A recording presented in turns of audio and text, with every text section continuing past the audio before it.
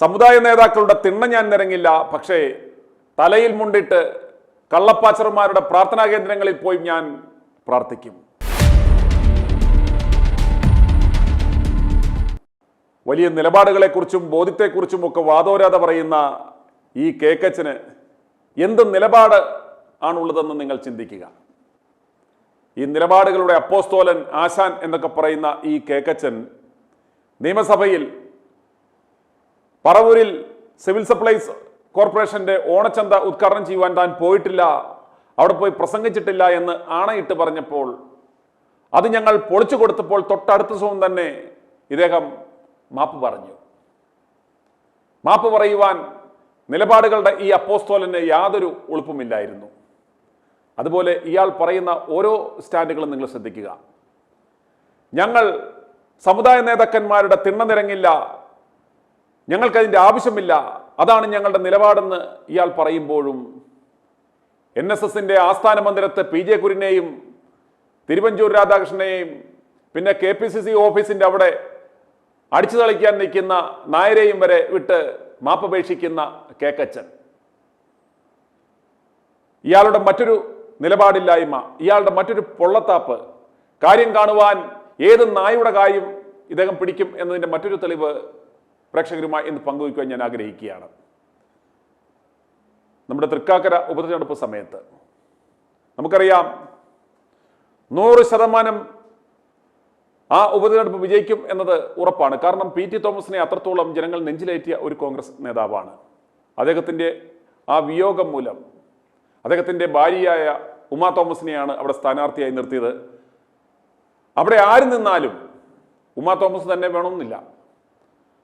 അദ്ദേഹത്തിൻ്റെ വിയോഗത്തെ തുടർന്ന് അവിടെ ആരെ നിർത്തിയാലും വിജയിക്കുമായിരുന്ന ആ മണ്ഡലത്തിൽ അത്രത്തോളം ഒരു അനുകൂലമായ കാലാവസ്ഥ ഉണ്ടെന്നിരിക്കെ എതിരാളിയായി നിർത്തിയ CPM സ്ഥാനാർത്ഥി ഒരു സ്വതന്ത്രനെ ഡോക്ടർ ജോ എന്നൊരു സ്ഥാനാർത്ഥിയെ ഇറക്കിയതോടുകൂടി തന്നെ വിജയം ഉറപ്പിച്ച ആ സാഹചര്യത്തിൽ ഈ കേക്കച്ചനും ഇദ്ദേഹത്തിൻ്റെ വലങ്കയ്യായ, ഇദ്ദേഹത്തിൻ്റെ ബിസിനസ് പങ്കാളിയായ ആന്റണി MP ഒക്കെ ചേർന്ന് അടൂരിലുള്ള ഒരു കുടുംബം കലക്കി പാച്ചറുടെ അടുത്ത് ഈ ഉമാ തോമസിനെയും കെട്ടിവലിച്ചു കൊണ്ടുപോയി. ഒന്നോർക്കണം, ആ തൃക്കാക്കരയെന്ന് ആ ഇലക്ഷൻ കൊടുമ്പിരി കൊണ്ടിരിക്കുന്ന സമയത്ത് ഒരു വണ്ടി പിടിച്ച് ഈ ഉമാ തോമസിനെയും ഈ ആന്റണിയും കേക്കച്ചനും കൂടി ഈ അടൂരിലുള്ള ഒരു പൈശാചിക കേന്ദ്രമായ ഇതുപോലൊരു ആഭാസൻ, ഈ ആത്മീയ മണ്ഡലത്തിലെ ഇതുപോലൊരു ആഭാസൻ വേറെയില്ല.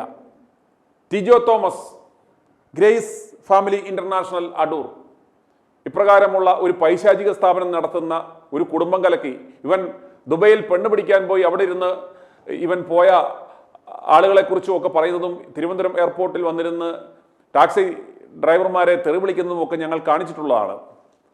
ഇവൻ ഫോറൻസിക് പാച്ചർ എന്നാണ് അറിയപ്പെടുന്നത്. കാരണം ഗർഭത്തിൽ കിടക്കുന്ന ഭ്രൂണത്തിന്റെ കളർ വരെയും പ്രവചിച്ചു കളയും. അതുപോലുള്ളൊരു തരികടയെടുത്ത് ഈ ഉമാ തോമസിനെയും കെട്ടിച്ചുമന്ന് ഈ ആന്റണി MP അടക്കം പോയി നിന്ന് പ്രാർത്ഥിക്കുക. എന്താ ഈ കള്ളപ്പാച്ചർ പ്രാർത്ഥിച്ചാൽ വിജയം ഉറപ്പാണെന്ന് ഈ ആന്റണി പറഞ്ഞു. ഈ ആന്റണി ഒരു കത്തോലിക്കനാണ് ജനനം കൊണ്ടെങ്കിലും ഇയാളെന്ന് ഇതുപോലുള്ള ഈ പാച്ചർമാരുടെയും പൈശാചികദാസന്മാരുടെയും പിടിയിലാണ്. ഇയാൾ പിടിക്കപ്പെടാതിരിക്കാൻ, ഇയാളുടെ തരികടകളും തട്ടിപ്പുകളും പിടിക്കപ്പെടാതിരിക്കുവാൻ ഇയാളും കുടുംബവും ഇതുപോലുള്ള ഈ കള്ളപ്പാച്ചർമാരുടെയും ഇതുപോലുള്ള പൈശാചിക സ്ഥാപനങ്ങളിലും കയറി ഇറങ്ങുകയാണ്. ഈ VD സതീശൻ ഇവരുടെ കൂടെ പോകുന്ന സ്ഥിരം പങ്കാളിയാണ്. ഇയാളെ NSS ആസ്ഥാനത്ത് അടുപ്പിക്കാതിരിക്കുന്നതിൻ്റെ കാരണം ഇതാണ്. ഇയാൾക്ക് യാതൊരു നിലപാടുമില്ല. ഇയാൾ ജന്മം കൊണ്ട് പറവൂർ നായരാണെന്നാണ് അവകാശപ്പെടുന്നതെങ്കിലും ഇയാൾ അപ്പ കാണുന്നവനെ അപ്പാന്ന് വിളിക്കും, ആരുടെ കൂടെയും പോകും. ഇയാൾക്ക് അപ്രകാരം ഒരു നിലപാടില്ല. അങ്ങനെ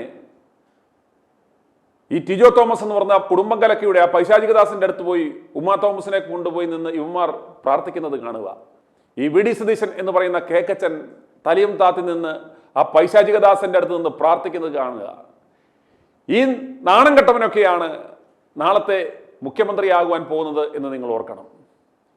ഈ നാണം കെട്ടവനൊക്കെ എന്ത് നിലപാടാണ് ഉള്ളതെന്ന് പറയുക.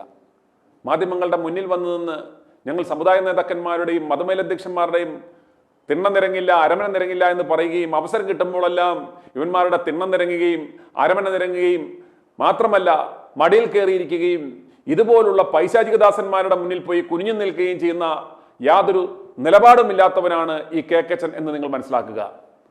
സംശയമുണ്ടെങ്കിൽ ഈ കേക്കച്ചൻ ഈ ടിജോ തോമസ് എന്ന ആ പൈശാചികന്റെ മുന്നിൽ പോയി കുനിഞ്ഞു നിന്ന് പ്രാർത്ഥിക്കുന്നത് ആ വീഡിയോ കാണുക. കൂടെ ഉമാ തോമസും. ആ ഒരു ഭരണം ഈ ദേശം കാണേണ്ടതിനായി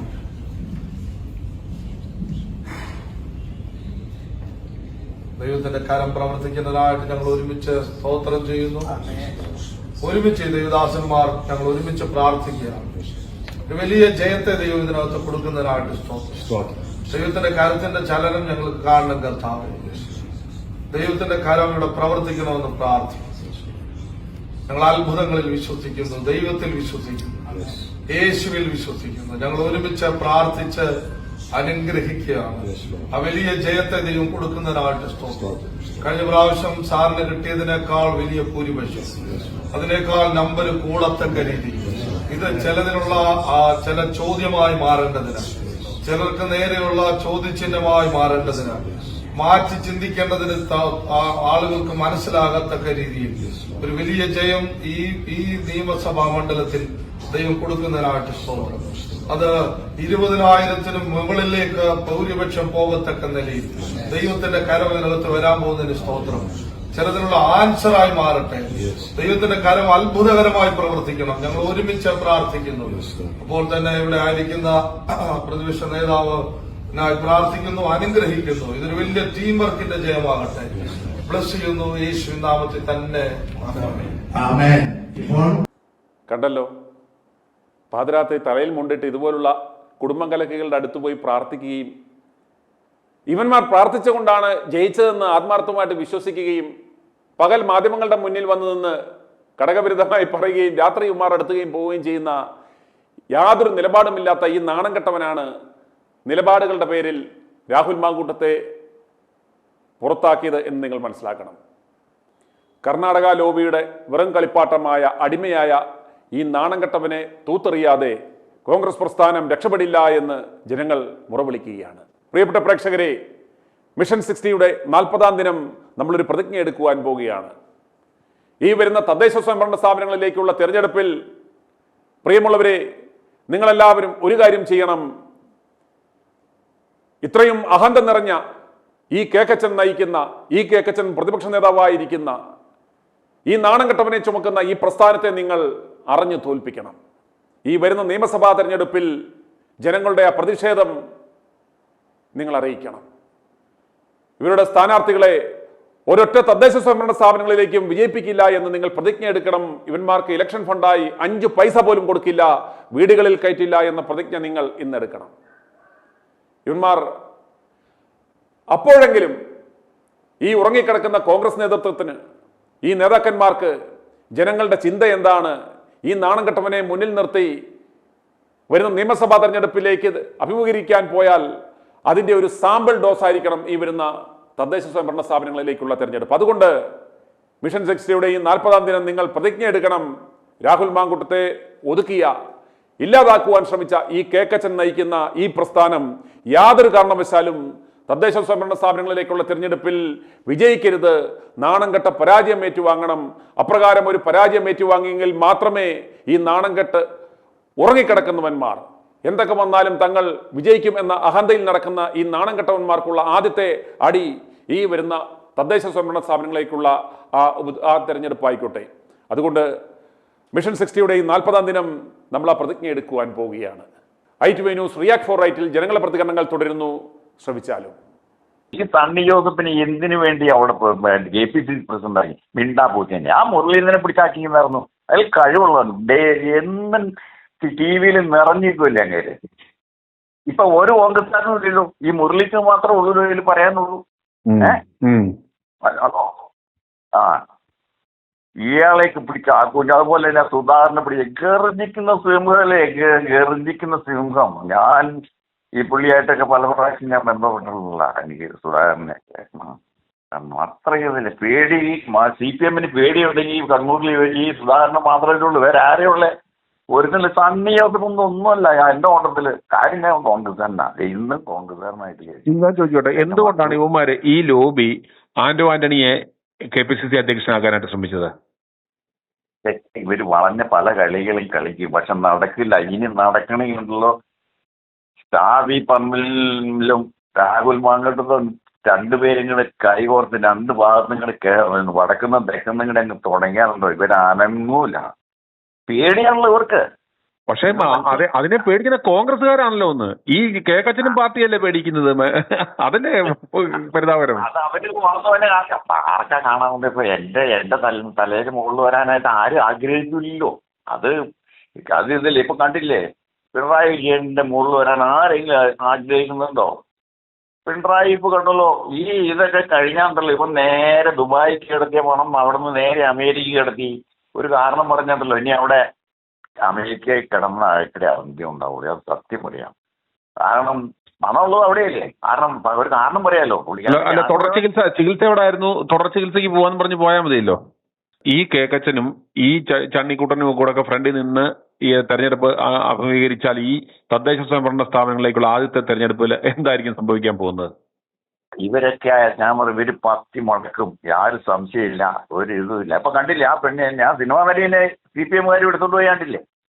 അല്ല, അത് അവന്റെ ഒരു തന്ത്രമാണ്. കാരണം ഇവന്റെ മാനസപുത്രിയായി ഇവന്റെ കൂട്ടുകാരിയാണെന്നെല്ലാം പറഞ്ഞിട്ട് ഇവൻ തന്നെ ആസൂത്രണം ചെയ്ത പരിപാടിയാണ്. അങ്ങനെ CPM കാരിയാണെന്ന് വരുത്തി തീർക്കേണ്ടത് ഇനി ഇതിന്റെ ആവശ്യമാണ്. ഇതിവനാണ് കേക്കച്ചനാണ് ഇവരെ ഇറക്കിയതെന്ന് കൃത്യമായിട്ട് ആക്കി കഴിഞ്ഞപ്പം ഇവരൊരു CPM കാരിയാണെന്നും CPM കാരി ഇവരുമായിട്ടെല്ലാം ബന്ധമുള്ളതാണെന്ന് വരുത്താൻ വേണ്ടി കേക്കച്ചന്റെ തന്നെ ബുദ്ധിയാണ് അവരെ കൊണ്ട് ഇയാളുടെ നാട്ടിൽ നടന്ന പരിപാടിയിൽ ഇത് പങ്കെടുപ്പിച്ചത്.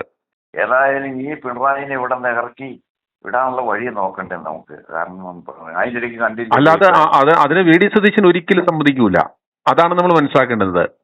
VD സതീശന് ഒന്നും അല്ലാതെ പോകും. നിങ്ങൾക്ക് മനസ്സിലാവുണ്ടോ? ഞാനിവിടെ ഇരുന്നുകൊണ്ട് വാർത്തകൾ അനുസരിച്ചിട്ടുള്ള VD സതീശന് ഒറ്റപ്പെട്ടിരിക്കുക. ഇന്ത്യ K മുരളീധരൻ എന്ന് പറഞ്ഞില്ല, ശ്രീകണ്ഠൻ നായർ പറഞ്ഞു കേട്ടോ നിങ്ങള് ഇവരൊക്കെ.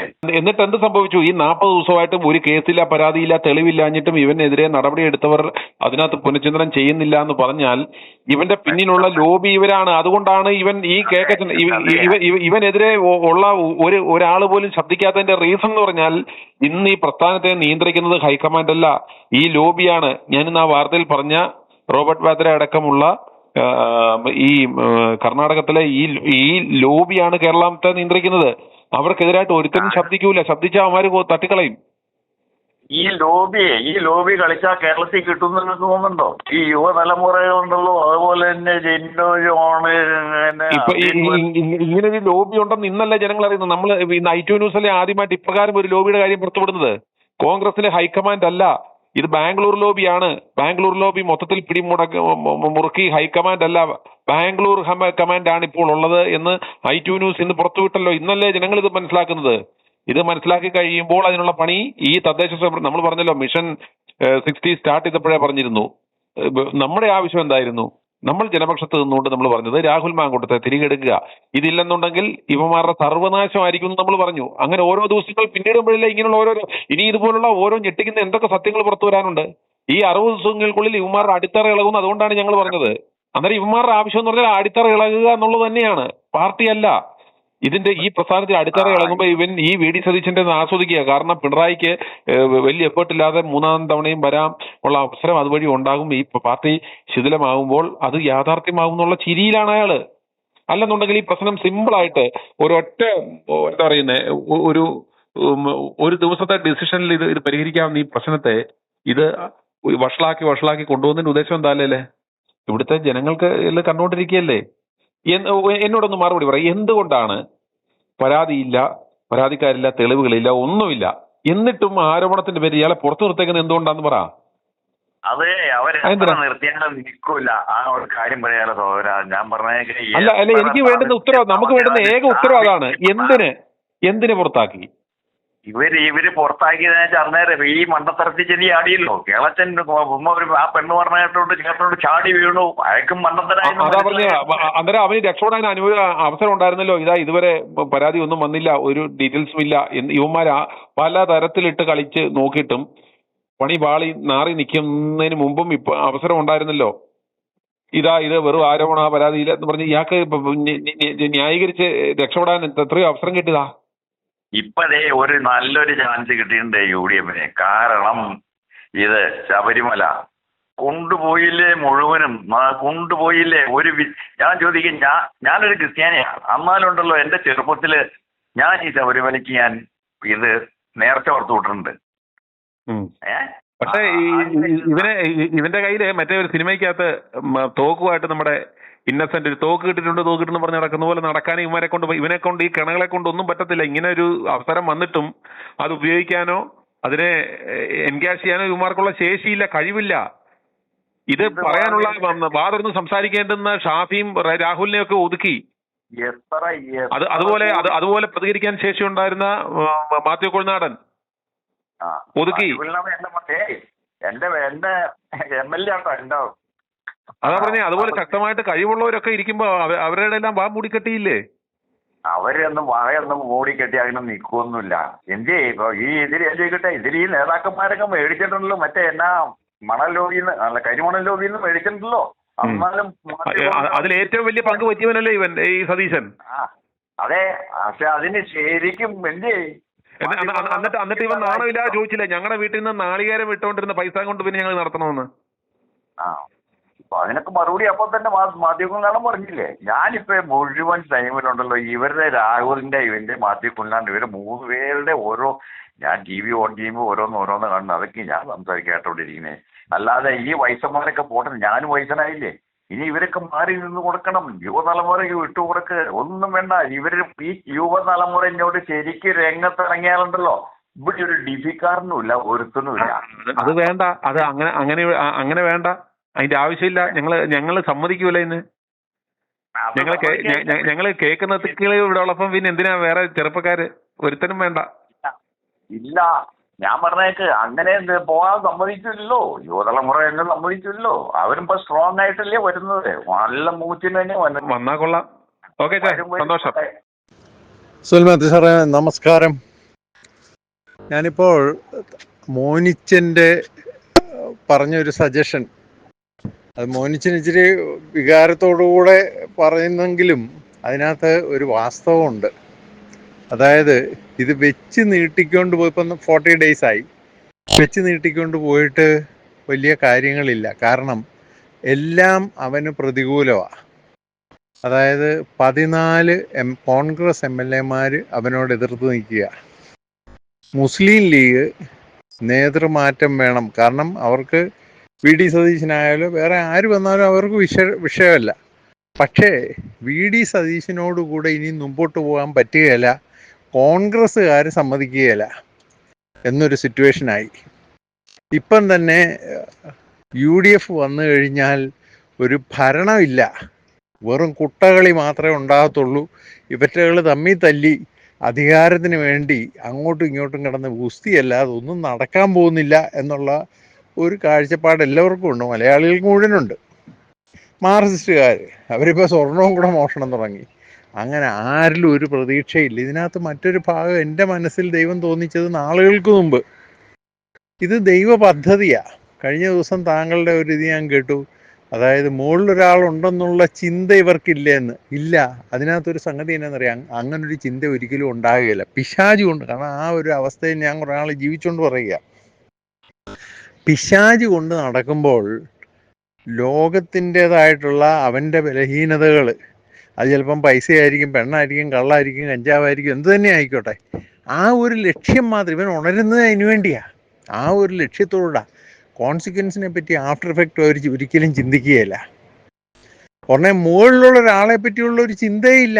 ഇനി അഥവാ ദൈവം എന്നൊരു സംഗതി ഉണ്ടെങ്കിൽ അതിനൊന്നും ചെയ്യാൻ കഴിവില്ല. അത് ഇൻഎഫിഷ്യൻ്റ് ആയിട്ടുള്ളൊരു പവർ എന്ന് മാത്രം, ഒന്നും ചെയ്യാനില്ല. രണ്ടാമത് VD സതീശൻ്റെ കാര്യത്തിൽ ഞാൻ ഉറച്ചു വിശ്വസിക്കുന്ന ഒരു സംഗതി ഉള്ളത്, അവൻ പലരോടും കയറി കളിച്ച് ആ പൊട്ടനറിയാവോ ദൈവം എന്തുവാന്ന്. അവൻ പള്ളികളിലും കയറി ദൈവത്തെ വെറും പൊട്ടനാക്കി അവൻ്റെ പൊളിറ്റിക്കൽ ബെനിഫിറ്റ്സിനു വേണ്ടി അവൻ ദൈവത്തെ എടുത്ത് പ്രയോഗിച്ചു. അതിന് തിരുവചനത്തിലൊരു ഭാഗമുണ്ട്, എൻ്റെ നാമം ഉച്ചരിക്കാൻ നിനക്ക് എന്താണ് അവകാശം, നിനക്ക് എന്താണ് യോഗ്യത? ആ യോഗ്യത ഇല്ലായ്മയിൽ അവൻ്റെ ബെനിഫിറ്റ്സിനു വേണ്ടി, അവൻ്റെ നികൃഷ്ടമായ ചിന്താഗതികൾക്കും ലക്ഷ്യങ്ങൾക്കും വേണ്ടി അവൻ ദൈവനാമം എടുത്ത് ഉപയോഗിക്കുകയും മറ്റുള്ളവരെ വെറും മണ്ടനാക്കി ആ ഒരു അവസ്ഥയ്ക്ക് അവന് കൊടുത്ത ഒരു ചെറിയ ശിക്ഷയാണ്. ഇനി അങ്ങ് ശിക്ഷ മുകളിലോട്ട് പോകത്തേ ഉള്ളൂ. കൊടുത്ത ശിക്ഷയാണ് മനുഷ്യൻ്റെ മുമ്പിൽ ഒരു പരിഹാസപാത്രമാക്കി. ഇവിടെ വന്നവർ പ്രത്യേകിച്ച് അവൻ്റെ ഫാമിലിയെ വരെ തൊട്ടാണ് ആ 3 ദിവസം ആ ലേഡി സംസാരിച്ച്. ഇവൻ വെൽ പ്ലാൻഡ് ഗെയിമായിരുന്നു. ഇവൻ ഇതിനകത്ത് കയറി കുറച്ച് നാൾ കഴിഞ്ഞപ്പോൾ തുടങ്ങി കോൺഗ്രസ്സിൽ എന്തുവാ ഉടനീളം കാണുന്ന ഒന്ന് മാത്രം അങ്ങോട്ടും ഇങ്ങോട്ടും കുതികാല് വെട്ടലും ഒരുത്തനെ വളരുന്നവനെ നശിപ്പിച്ച് മറ്റുള്ളവൻ വളരാൻ ശ്രമിക്കുന്നതും ഇതിൽ നിന്ന് അച്ചീവ്മെൻറ്റ്സ് അവൻ സ്വന്തം ഉണ്ടാക്കാൻ ശ്രമിക്കുന്നതും ഒക്കെയാണ് കോൺഗ്രസ്സിൽ ഉടനീളം അത് മാത്രമേ നടന്നിട്ടുള്ളൂ. അത് കരുണാകരൻ്റെ കാലമല്ല, അതിനു മുമ്പോട്ടൊരു കാലം ഉണ്ടായിരുന്നു, ആ കാലത്തും അത് തന്നെയാണ് നടന്നിട്ടുള്ളത്. ഇവനും അതേ ലക്ഷ്യം. ഇവനൊന്നും രക്ഷപ്പെടുമെന്ന് കണ്ടപ്പോൾ ഇവൻ ഏതൊക്കെ സംഗതി ടൈപ്പ് ചെയ്ത് കഴിഞ്ഞാൽ അവൻ അതിൽ നിന്നൊന്നും എഴുന്നേക്കാം, അവൻ അതിൽ നിന്ന് ബെനിഫിറ്റ്സ് ഉണ്ടാക്കാം എന്നുള്ളൊരു അവസ്ഥയിലേക്ക് അവൻ അങ്ങ് മാറി. ഇവൻ ചെയ്തത് എന്നാന്ന് ചോദിച്ചു കഴിഞ്ഞാൽ എൻ്റെ ഒരു കാഴ്ചപ്പാടാണ് കേട്ടോ, എനിക്ക് വലിയ പൊളിറ്റിക്കൽ ബാക്ക്ഗ്രൗണ്ട് ഒന്നുമില്ല, ഒരു അറിവില്ല, എന്നാലും ഞാൻ പറയുകയാണ്. എൻ്റെ ഒരു ഇതെന്ന് പറഞ്ഞാൽ ഇവൻ ഓരോരുത്തരുടെ ഹിസ്റ്ററി എടുത്തു, ഹിസ്റ്ററി റിഗാർഡിങ് നെഗറ്റീവ്സ്.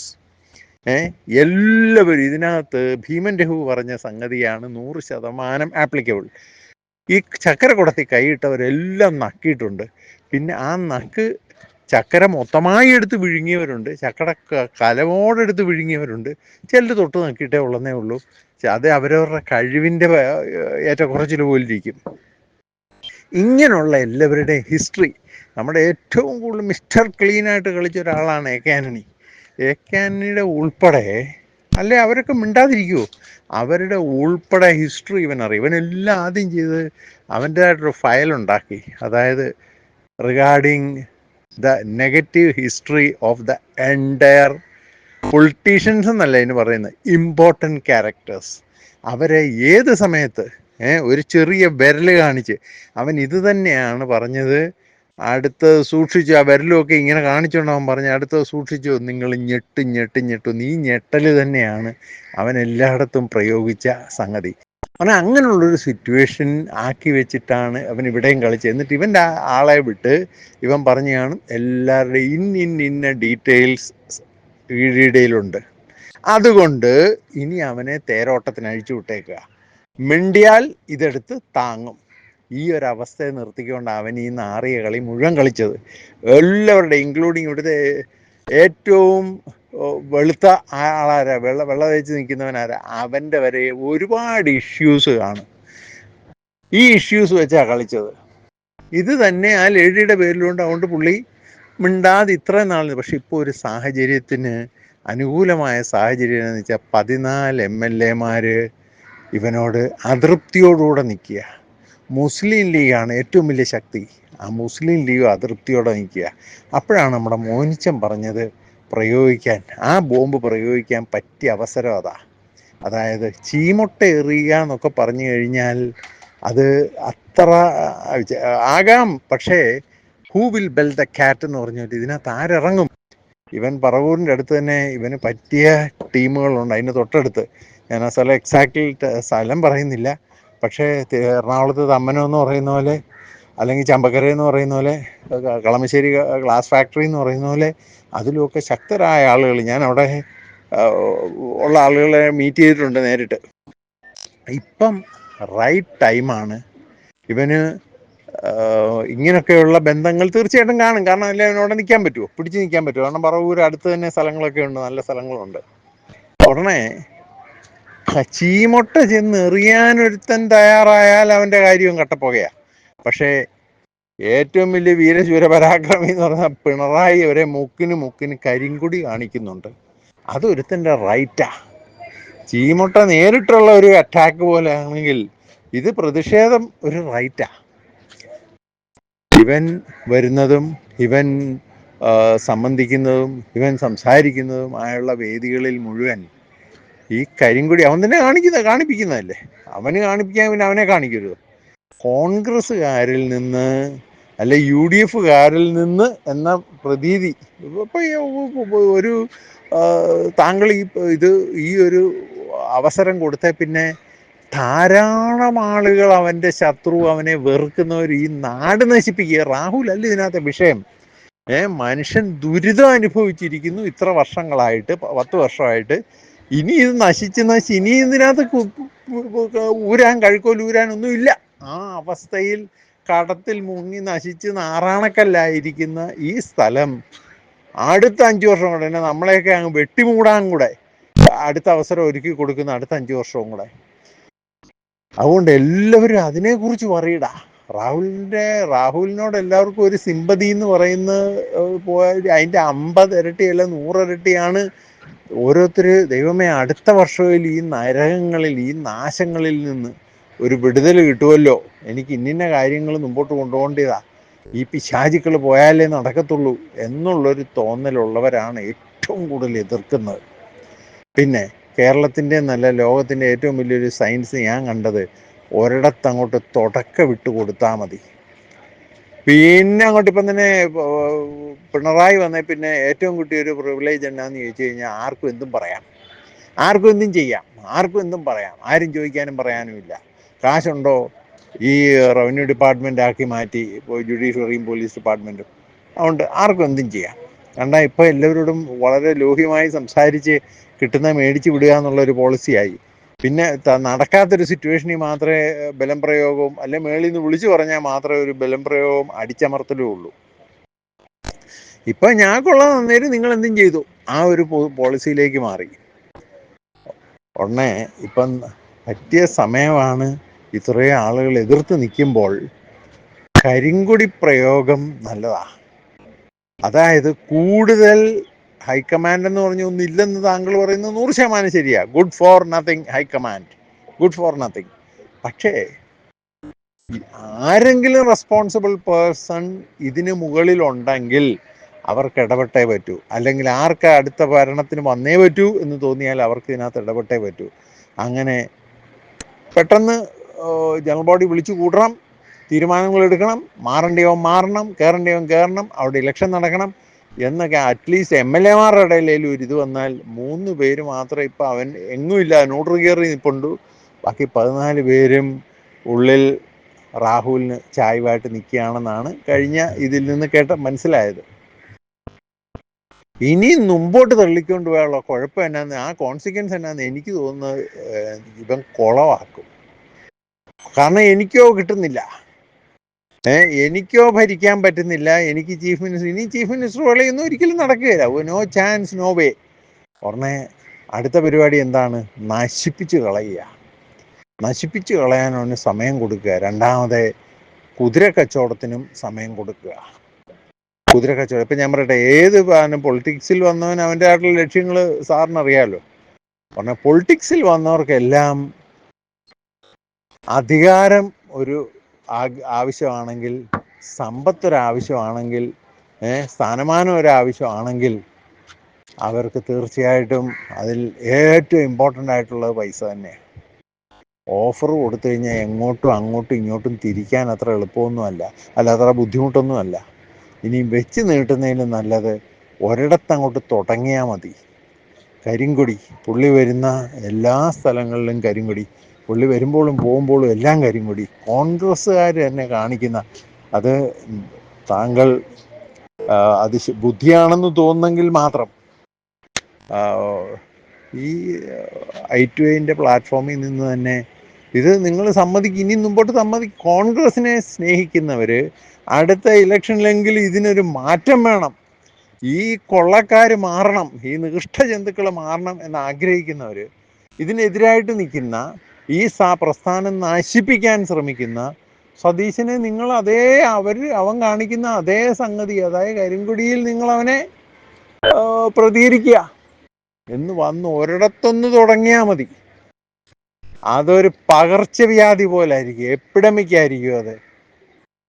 എനിക്കൊരു ഇത് തോന്നിയത് പറയുകയാണ്. കാരണം ഇത് വെച്ച് നീട്ടി ഇനി ഇങ്ങോട്ട് മുമ്പോട്ട് കൊണ്ടുപോയാൽ നമ്മുടെ ഗാസയിൽ അവർക്ക് സമയം കൊടുക്കുന്നതല്ല. അവരെന്ത് ചെയ്യും? അപ്പോൾ മാക്സിമം ആംസ് ആൻഡ് ആമിനേഷൻ, അവർക്ക് ഉള്ള റോക്കറ്റും ബോംബും അതും ഇതുമൊക്കെ അവർ മാക്സിമം കളക്ട് ചെയ്യാൻ കിട്ടും. അവർക്കൊരു സമയമാണ് എല്ലാം ഒന്ന് വീണ്ടും ഒന്ന് അതിന് പറയുന്നത് ഒന്ന് തയ്യാറെടുക്കാനുള്ളൊരു സമയം.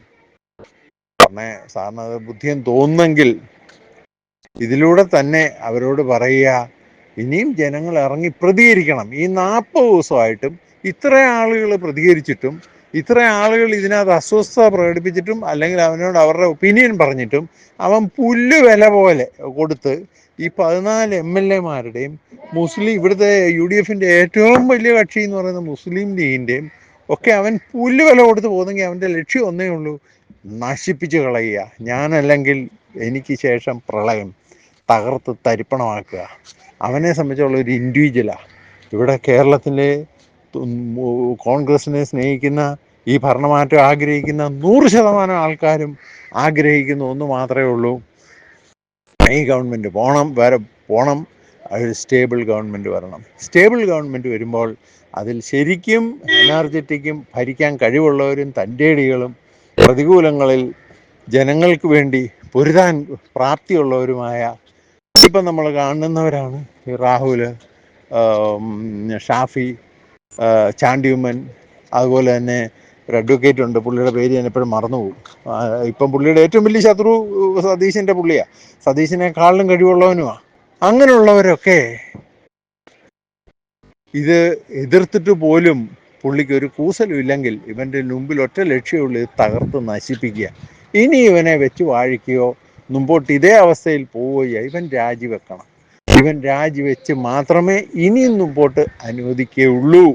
അല്ലെങ്കിൽ കോൺഗ്രസിനേക്കാൾ ഉപരി കേരളത്തിലും ദുർദിനങ്ങളാണ് ഇനിയും കാത്തിരിക്കുന്നത്. ഇത്രയും അനുഭവിച്ചു മടുത്ത ജനങ്ങൾ ഇനിയും കാത്തിരിക്കുന്നത് നരകതുല്യമായ ദിവസങ്ങളാണ്.